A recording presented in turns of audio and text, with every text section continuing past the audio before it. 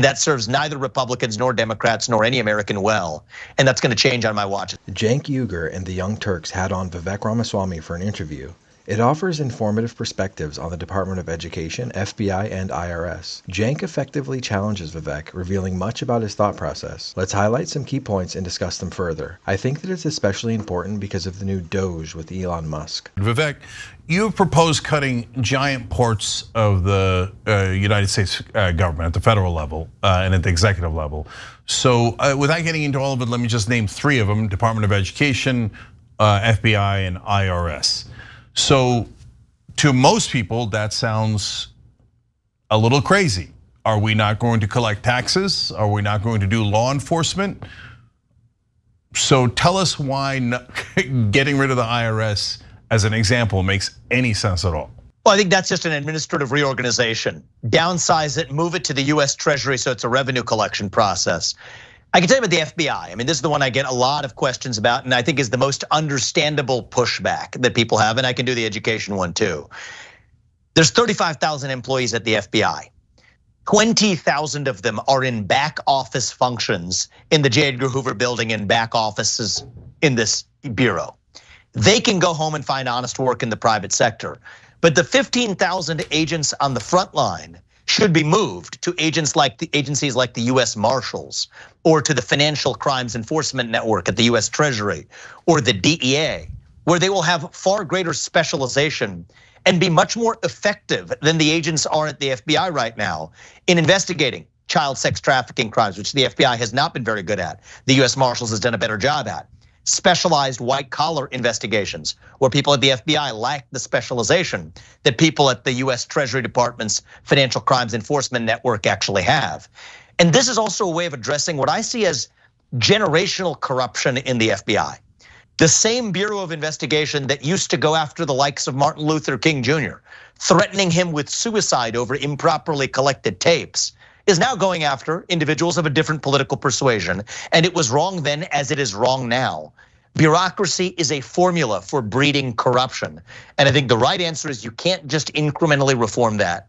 You have to shut it down, but do it in a pragmatic way that increases effectiveness while reducing cost and corruption. Vivek's got no clue what he's talking about when it comes to how the FBI or any other government agency should be ran.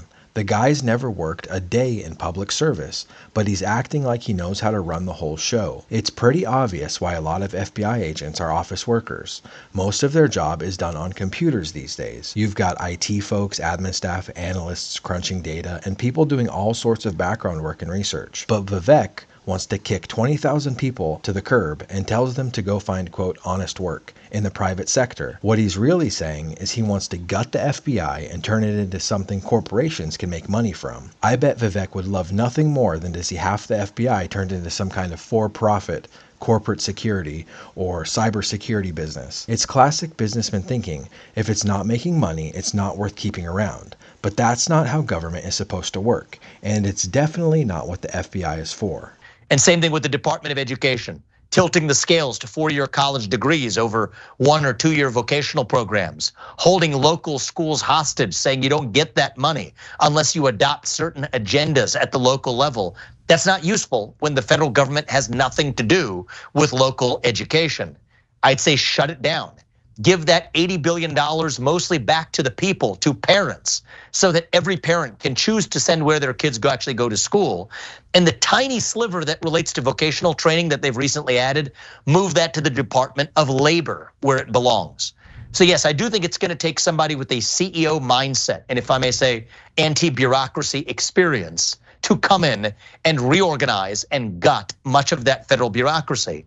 That's not a left-wing idea or a right-wing idea. But it is a fundamentally American idea because we have 3 branches of government in the US Constitution: legislative, executive, and judicial, not this 4th branch of the administrative state where most of the policymaking takes place today. And so I would say that's the top of my domestic agenda: shut down that 4th branch, revive the integrity of our constitutional republic. So the fourth branch that you're referring to consists of individuals, leadership at least, that's been appointed in the executive branch by the President of the United States. It's pretty rich to hear Vivek talk about the deep state or fourth branch of government when he was running for president, only to turn around and get appointed to lead this exact thing he was criticizing. The DOGE committee with Musk, that's basically the definition of the bureaucratic insider role he used to rail against.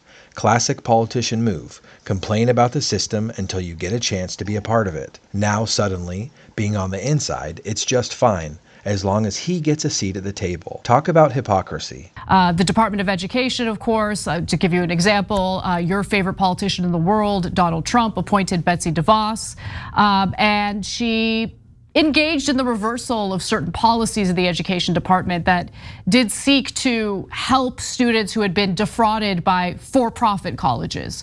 So what do you propose happen in a situation in which students have been defrauded by for-profit colleges like Phoenix Online, ITT Tech, they get an unaccredited nonsense degree that leads to nowhere. They're drowning in debt after being defrauded. How exactly would you deal with those situations with the elimination of the Education Department? If it is a true case of fraud, that's a violation of the law. They can be prosecuted under the law. They can be sued in civil suits by the people who are defrauded.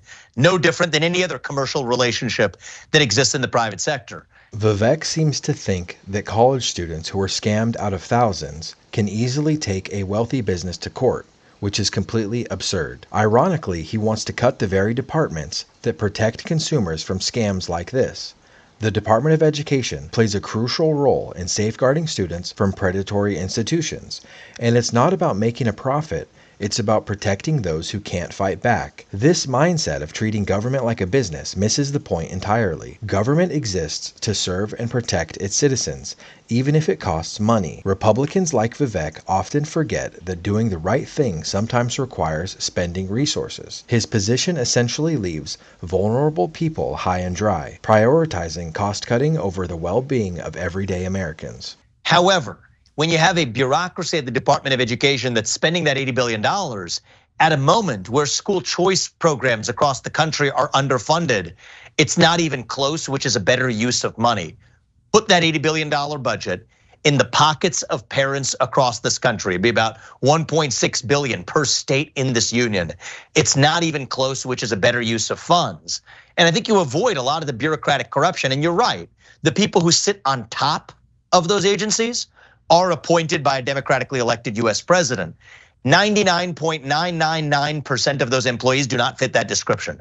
To the contrary, they're protected by, I think, bad policy, but so-called civil service protections that have stopped the US president or the duly elected representatives or even cabinet secretaries from firing those employees, which creates a culture of rot, of laziness, of ineffectiveness, and yes, even of corruption in many of those agencies. And so I have a simple proposition. I think the people who we elect to run the government, they ought to be the ones who actually run the government. And if there are people who disagree with me, if they're the people who I don't vote for, I accept that. But we live in a constitutional republic where at least the people who we elect to run the government ought to be the ones who are actually running it, when most of the policy decisions made regulating our energy sector to our healthcare sector to financial markets to education come from unelected bureaucrats in the federal government. And that serves neither Republicans nor Democrats nor any American well. And that's going to change on my watch. Vivek, Elon, and the new DOGE are set on overhauling government programs, particularly in education, under the pretext of rooting out corruption. Their real goal is to privatize public services. Vivek wants to redirect funding from public schools to parents through a voucher system, allowing them to use tax dollars for private schools that aim to make a profit. This isn't a new idea. It's a familiar push for privatizing disguised as reform. By framing government as ineffective, they hope to sway public opinion toward private sector solutions that often benefit the wealthy while leaving others behind. With Musk and Ramaswamy leading the charge, they're positioning themselves for significant changes that could bypass traditional checks and balances in government. It's a bold agenda that raises serious concerns about the future of public services.